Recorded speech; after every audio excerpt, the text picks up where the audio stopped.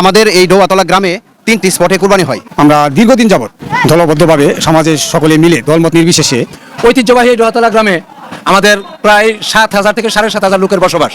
আমার ডৌয়াতলা গ্রাম খুব ভালো গ্রাম, এইখানে আমি গ্রামকে ভালোবাসি। এটা গরিবের হক, আমরা গরিবের হাতে তুলে দিই। এখানে আজকে 47টি গরু এবং 30টি ছাগল আমরা কোরবানি দিয়েছি। আমি আমার গ্রামের এই যে প্রক্রিয়া, এটা নিয়ে অত্যন্ত গর্বিত। ইতিহাস ও ঐতিহ্যের এক অনন্য গ্রাম জামালপুর সদর উপজেলা 4 নং তুলসীচর ইউনিয়নের ডৌয়াতলা। প্রায় 7,000 মানুষের এই গ্রামে আজও অটুট রয়েছে ভ্রাতৃত্ব আর সম্প্রীতির বন্ধন। প্রতি ঈদুল আজহায় গ্রামের সব মানুষ একসঙ্গে একই মাঠে ঈদের নামাজ আদায় করেন। এরপর 3টি নির্ধারিত স্থানে সবাই মিলে অংশ নেন পবিত্র পশু কুরবানির আয়োজনে। এ বছরের ঈদের নামাজে ইমামতি করেন বিশিষ্ট ইসলামী চিন্তাবিদ ও ইসলামী সঙ্গীত শিল্পী হাফেজ মাওলানা আতাউর রহমান আশরাফি শেরপুর।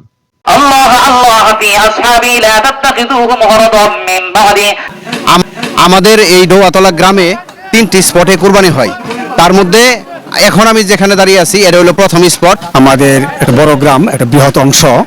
আমরা দীর্ঘদিন যাবৎ, প্রায় 3 যুগ যাবৎ আমরা দলবদ্ধভাবে সমাজের সকলে মিলে এখানে যে গরু জবাই হয়, এটা আমরা সুন্দরভাবে 3-এর 1 অংশ মেপে একটা অংশ আমরা গরিবদের জন্য একত্রিত করে খানাওয়ারি 800 বাগা করে আমরা সুন্দর সুষ্ঠুভাবে একদল স্বেচ্ছাশ্রমের কর্মীর মাধ্যমে সুন্দরভাবে আমরা বাড়িতে পৌঁছে দেওয়ার ব্যবস্থা করি।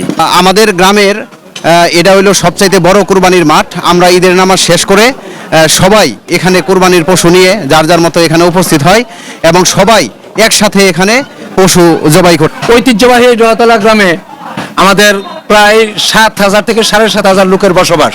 আমি একজন সার্ভিস হোল্ডার হিসেবে আমি আমার গ্রামের এই যে প্রক্রিয়া, এটা নিয়ে অত্যন্ত গর্বিত, যার জন্য প্রতিবার ছুটি এসে আমি এখানে এই কার্যকলাপের সাথে সম্পৃক্ততা হই।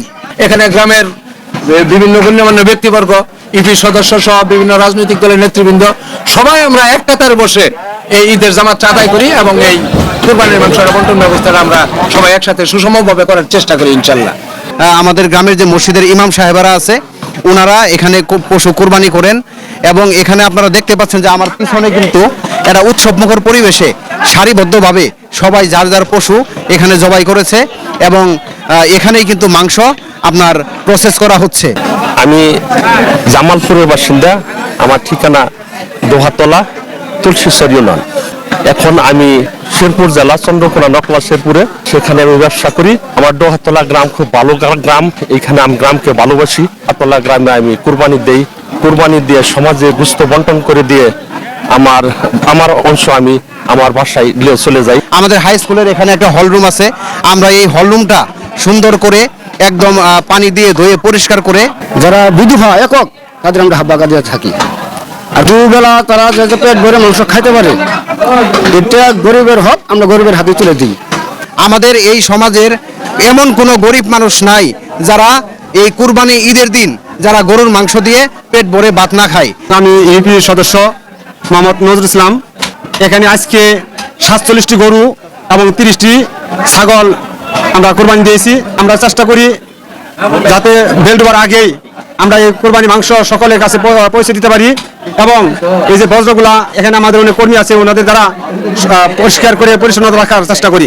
যেহেতু স্কুল মাঠ, স্কুল 2-3 দিন বন্ধ পরে স্কুল খুলবে, তাই কর্মীরা বিকেল বেলায় মনে করেন যে সমস্ত যারা পশু জবাই করছে কোরবানি দিয়েছে তাদের কাছে মাংস সংগ্রহ করে শেষ করার পরে সমস্ত স্কুল মাঠের যত বজ্র আছে আমরা সমস্ত পরিষ্কার করি।